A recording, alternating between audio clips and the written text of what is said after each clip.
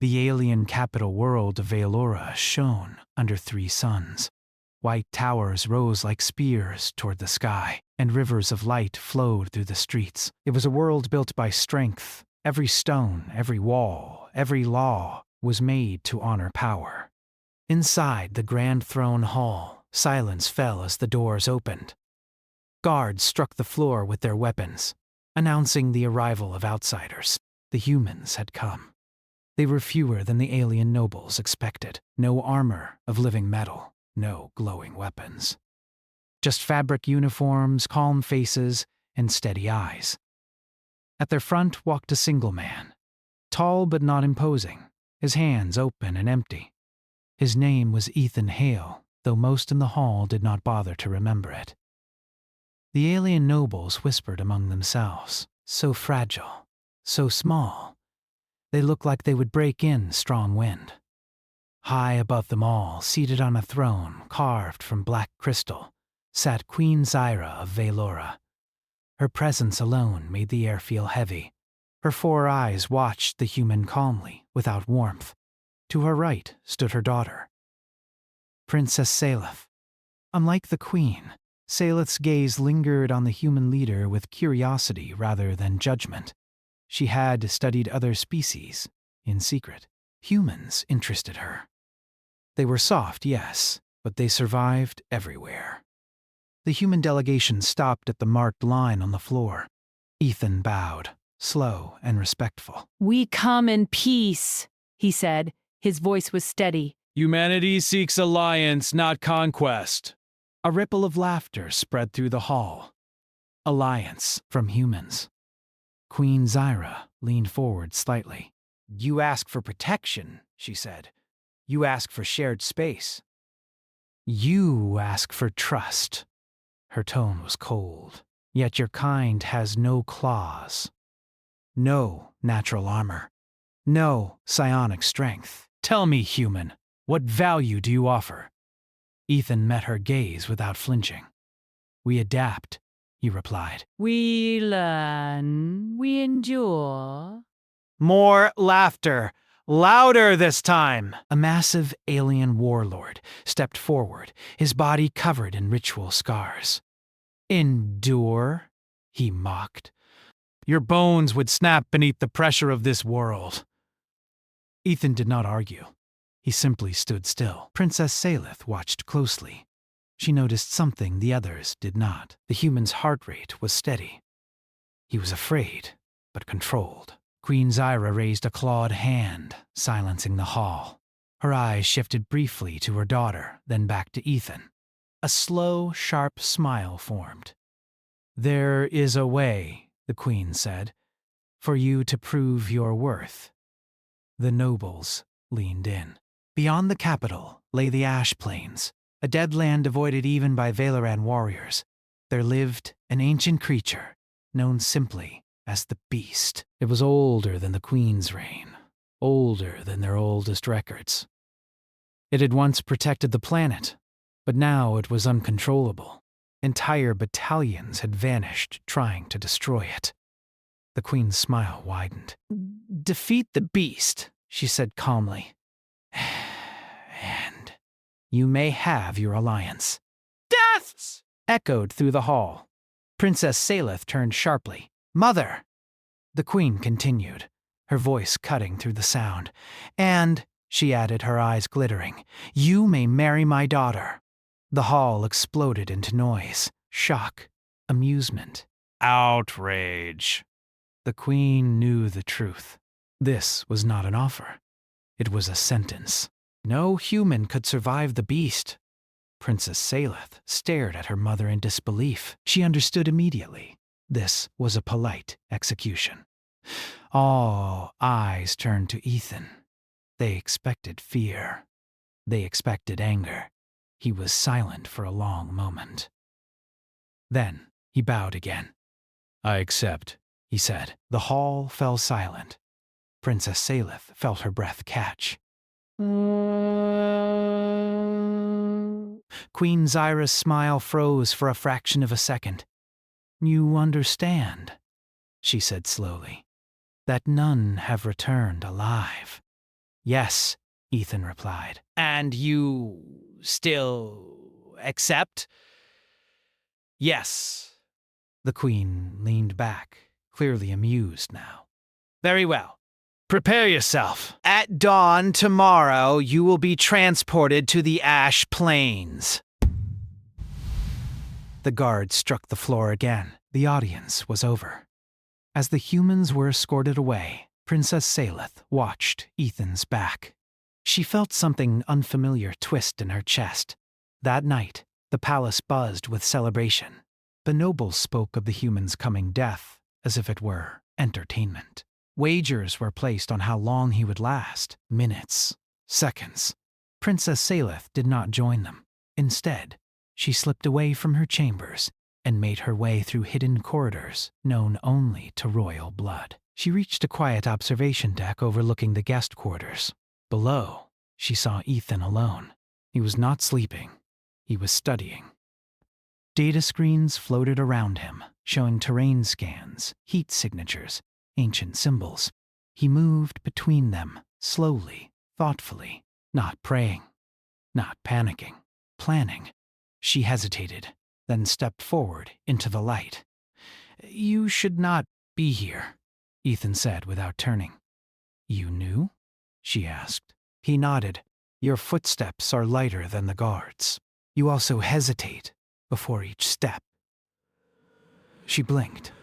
"You are very calm for a man who will face the beast." He turned then. His expression was tired, but gentle. "Fear does not help," he said. "Preparation does." She studied him closely. "Do you know what it is?" "I know what your people believe it is," he replied. "That is not always the same thing." Princess Saleth frowned. She activated a hidden panel and projected ancient records into the air. "These are forbidden," she said quietly. "But they tell the truth. The beast was once a guardian. It feeds on fear." Ethan's eyes sharpened. "Ethan." "That confirms my theory. You believe you can defeat it," she said. He shook his head. "I believe I can survive it." She swallowed. "No one else has." "Humans specialize in surviving things that should kill us," he said softly. For a long moment, neither spoke. "You know my mother does not expect you to return," Saleth said. I know, Ethan replied. And if you fail... "This alliance dies with you." He nodded. "Why accept?" she asked. "Why risk everything?" Ethan looked past her, toward the stars. "Because if humans run every time we are told we are weak," he said, "we will always be weak." Something shifted inside her. Before she could stop herself, she said, "Then you will not face it alone." She transferred additional data, ancient maps, behavioral notes. Ethan met her gaze. "If your mother discovers this..." "She will not," Saleth said. And if you survive, I want the truth remembered. He bowed his head. "Then I will do my best." Dawn came quickly. A transport carried Ethan alone across the burning skies. Below, the ash plains stretched endlessly, blackened and silent. Far in the distance, something moved, something massive. On the palace balcony, Queen Zyra watched the transport vanish. She turned to her advisors, satisfied. "No human defeats the beast," she said. Far away, Ethan Hale stepped onto the cracked ground, feeling the heat rise through his boots. He took a slow breath. The test had begun. The ash plains were silent in a way that felt wrong, not peaceful, empty. The cracked ground stretched in every direction, black stone split by glowing red lines of heat beneath. The air shimmered, heavy and dry, pressing against the lungs. Ethan Hale stood alone beside the transport as it lifted away and vanished into the sky. The sound faded quickly, leaving him with nothing but the wind and his own breathing. He did not move for a long time. Humans survived by learning when to act and when not to. Ethan knelt and placed his hand on the ground. The heat was strong, but steady, not chaotic. That mattered. The beast, according to ancient records, caused violent changes in temperature when it was close. Right now, it was far away, watching. Ethan activated his suit's systems. Thin, holographic lines spread outward, mapping the terrain. He marked ridges, broken stone towers, deep fissures. The ash plains were not flat. They were a maze, shaped by old battles and older disasters. He chose a direction and began walking. Back in the capital, Queen Zyra sat upon her throne, listening to reports. Scouts confirmed the human had landed safely. Some nobles laughed, disappointed that the beast had not torn him apart immediately. "He will last one day," one advisor said confidently. "Less," another replied. Only Princess Salith said nothing. She stood at the edge of the hall, her hands folded tightly. Her thoughts were far away, following a lone human across dead land. On the ash plains, Ethan reached the remains of an ancient structure half buried in stone. He recognized the markings from Salith's data. This had once been a watchpost. He moved carefully inside. The temperature dropped slightly. Shadows gathered. He unpacked his equipment with slow precision. Small drones unfolded and lifted silently into the air, spreading out in wide arcs. Sensors began to feed him information. Vibration patterns, pressure shifts, distant low-frequency sounds. Then he heard it. A deep vibration rolled through the ground, faint but powerful. The beast was moving. Ethan froze and listened. The rhythm was slow, measured, not hunting, not charging. "Curious. That's good," he murmured. He spent the first day not fighting, but learning. The drones mapped the beast's path from a distance. It moved along old routes, circling certain areas again and again, guarding, not roaming. At night, the sky burned red with heat storms. Ethan sheltered within the ruins, conserving power. He reviewed the data repeatedly. Every movement the beast made followed patterns, responses to sound, vibration, and sudden changes. It was not a monster driven by rage. It was a system. On the second day, Ethan began preparing the field. He placed signal nodes across the plains, each buried beneath the stone. They emitted faint vibrations, carefully tuned, not threatening, not aggressive. He moved slowly, deliberately, always aware of the massive presence in the distance. Several times, shadows passed across the land, and the ground trembled. Each time Ethan stopped, lowered his profile, and waited. The beast never attacked. From the capital, Queen Zyra received updates. The human was still alive. That alone irritated her. "He hides," she said. "Fear keeps him breathing." "It will not save him." Princess Salith clenched her jaw. "Or perhaps," she said carefully, "he is learning." The queen did not respond. On the third day, Ethan allowed the beast to see him. He stepped into open ground and activated a beacon. Bright, steady, non-hostile. The ground shook as the beast emerged from the haze. It was enormous. Its body was layered with stone-like armor, glowing veins of heat running beneath. Its many limbs moved with terrifying grace. Its eyes burned like molten light. Ethan stood still. Every instinct screamed at him to run. He did not.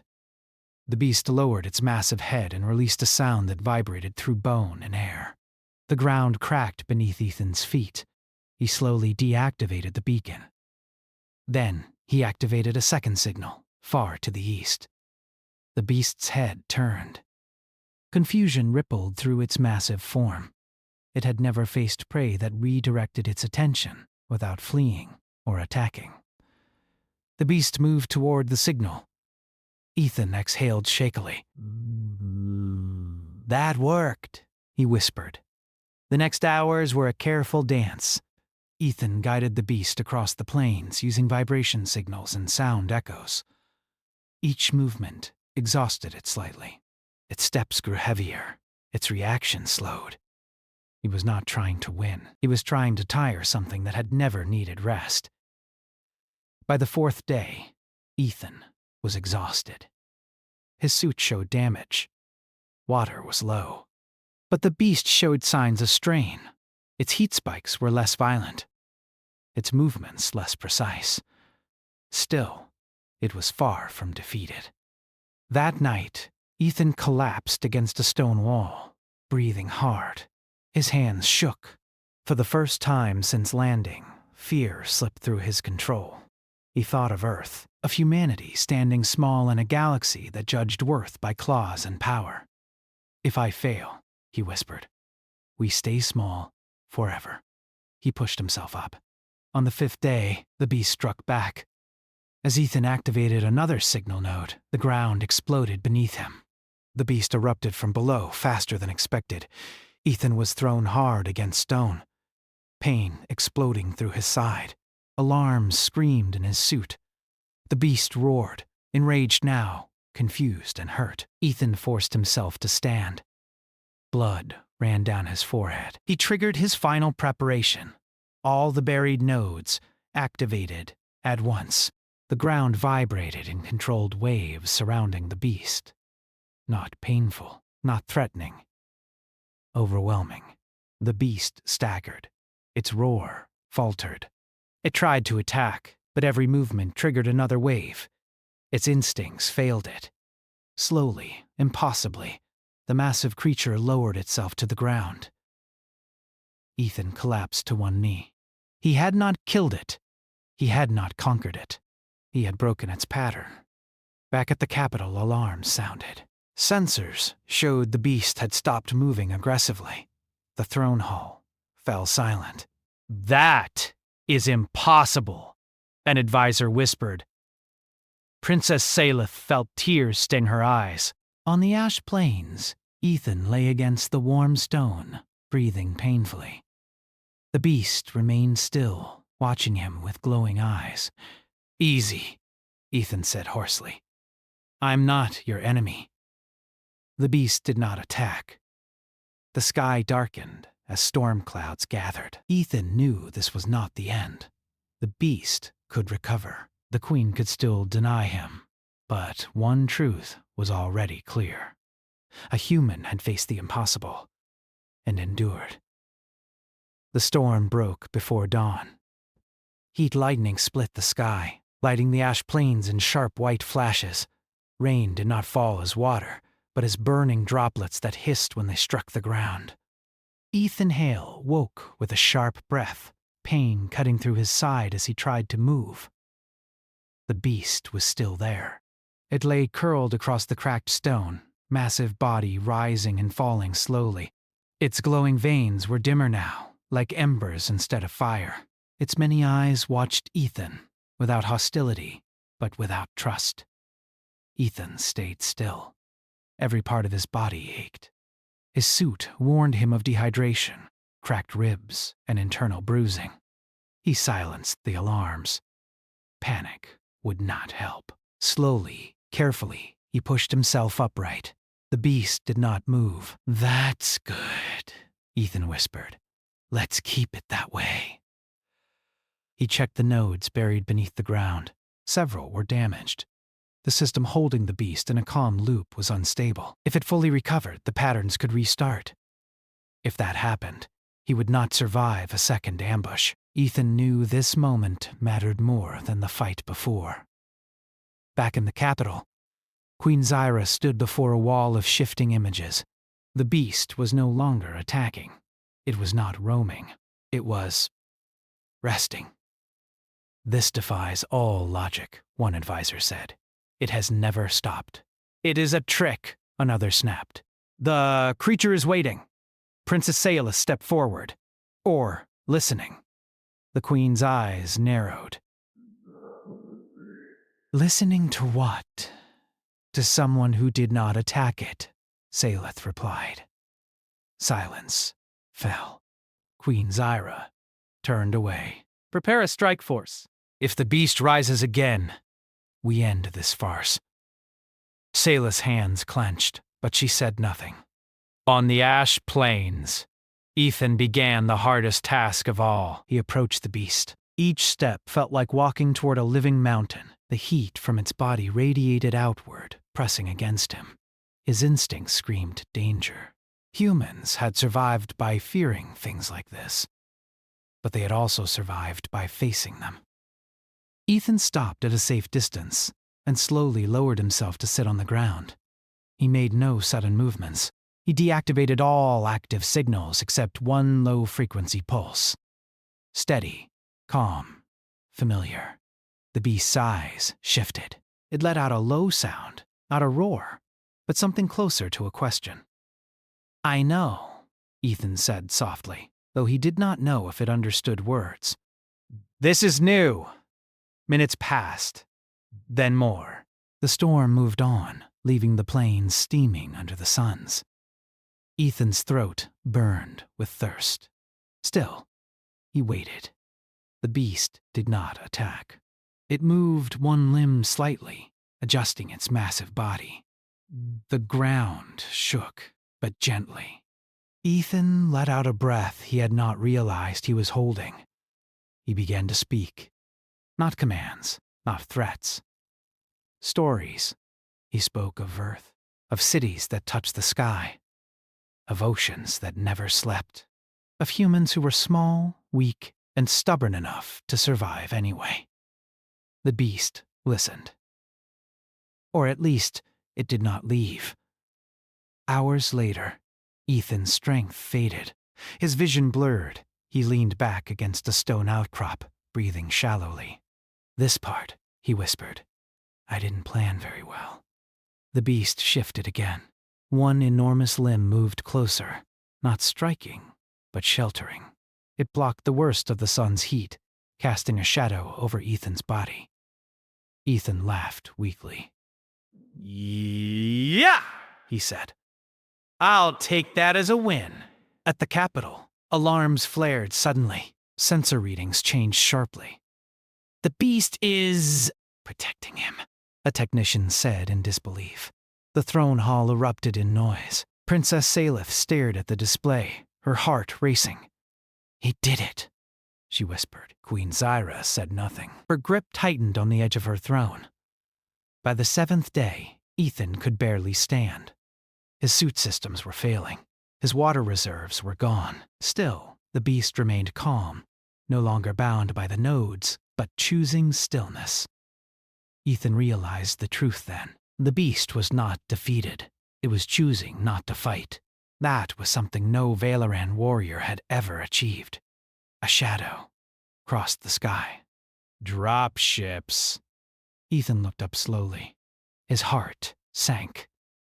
The Queen's strike force descended in perfect formation, weapons powered, armor gleaming. They landed at the edge of the plains, guns aimed at the beast. "No," Ethan whispered. The beast sensed the shift instantly. Its body tensed. Heat surged beneath its armor. The ground trembled violently. Ethan forced himself to stand, pain screaming through him. He staggered forward, placing himself between the beast and the incoming troops. "Stop!" he shouted, voice cracking. "You'll trigger it!" The alien commander raised his weapon. "Human, move aside. This ends now." "If you attack," Ethan said, breathing hard, "it will defend itself. And this world will burn." The beast let out a deep, rising sound. The air shimmered. Princess Salith's voice cut through the chaos, broadcast across the field. "Stand down, all units! Stand down!" The commander hesitated. Queen Zyra's image appeared above the battlefield, towering and cold. Her eyes locked onto Ethan. "Move away from the creature," she commanded. "You have proven nothing." Ethan looked up at her. Blood streaked his face. He stood shaking, but he did not move. "I proved everything. he said quietly. You just don't want to see it. The queen's eyes narrowed. You think this beast obeys you? No, Ethan replied. I think it understands me. Amare weighted its head slightly, eyes glowing but calm. Gasps echoed through the calm channels. Queen Zyra watched in silence as the impossible unfolded before her. A human, broken, bleeding, unarmed, stood beside the beast, alive. End this, she said finally. Ethan took a slow breath. He turned toward the beast and placed his hand against the warm stone of its armor. It's okay, he whispered. No one's here to hurt you! The beast's heat flared, then settled.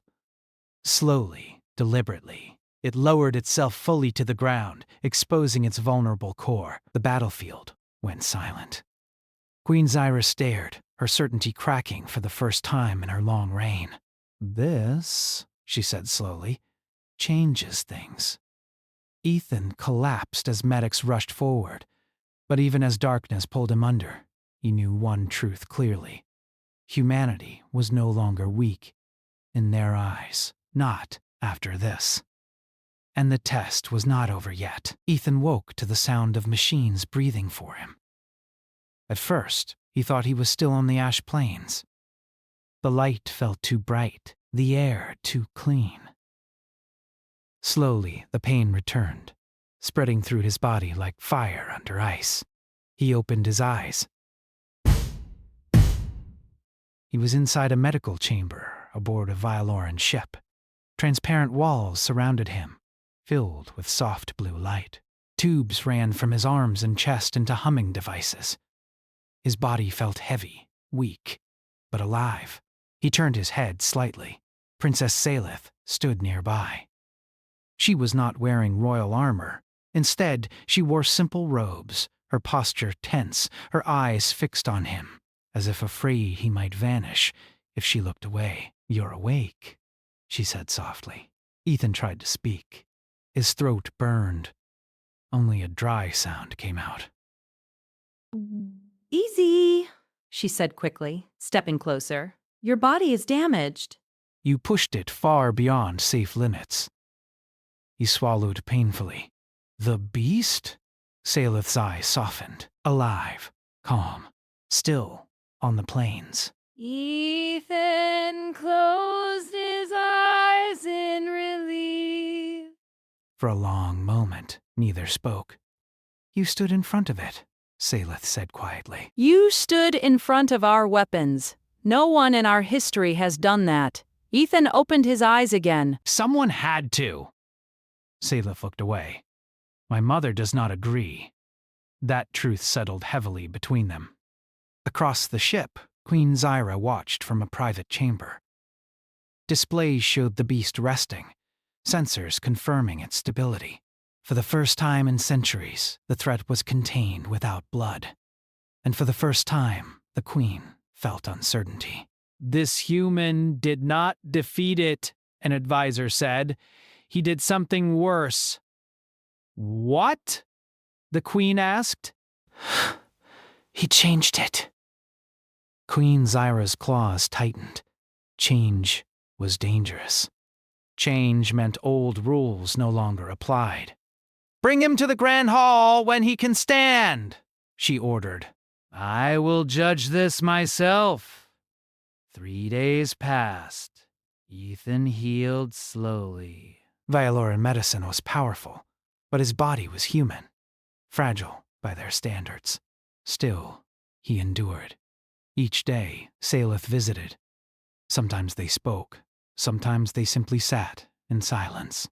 You know, she said once, many nobles are angry.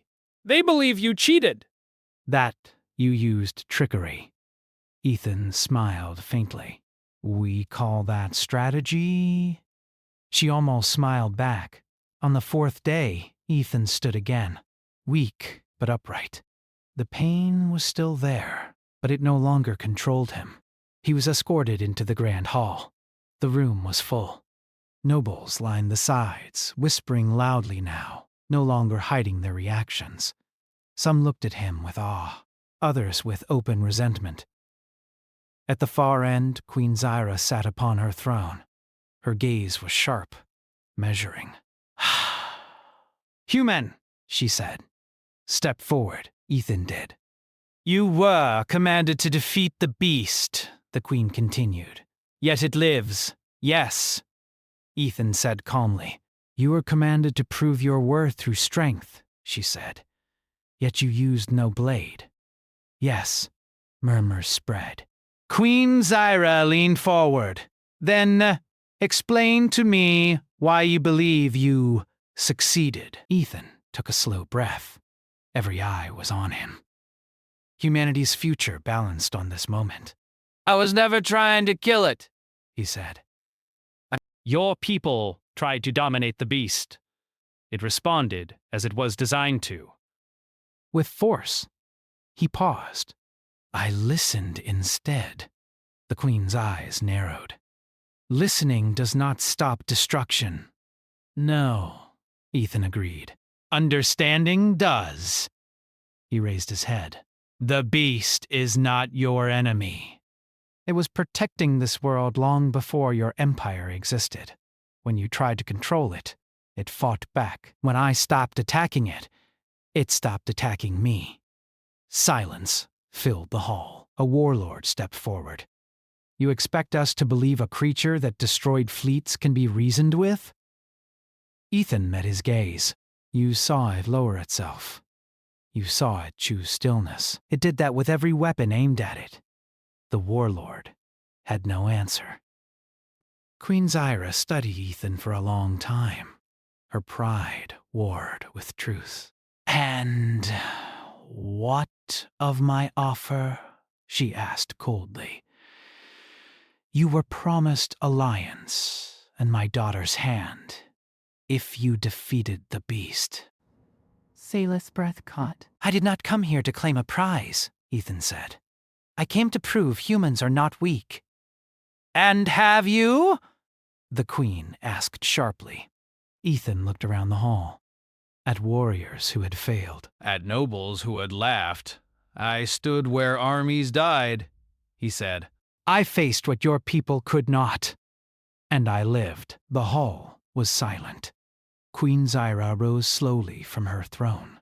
Her full height cast a long shadow across the floor. "You challenge centuries of belief," she said. "You shame our strongest warriors." "I don't want to shame anyone," Ethan replied. "I want cooperation." The queen turned to her advisors. "What say you?" Arguments erupted instantly. "He humiliated us. He saved us. He weakened tradition. He saved the planet." Princess Saelith stepped forward before fear could stop her. "He showed us another way," she said firmly. "One that works." Queen Zyra looked at her daughter sharply. "You would side with a human?" "I would side with truth," Saelith replied. The queen's eyes softened, just slightly. The debate lasted hours. Finally, Queen Zyra raised her hand. Enough. The hall fell silent. "The beast will remain under observation," she declared. "No further attacks will be permitted." Gasps followed. She turned back to Ethan. "As for you?" "But you have not defeated the beast!" Ethan nodded. I know. But, the queen continued, you have defeated our arrogance. The words struck harder than any weapon.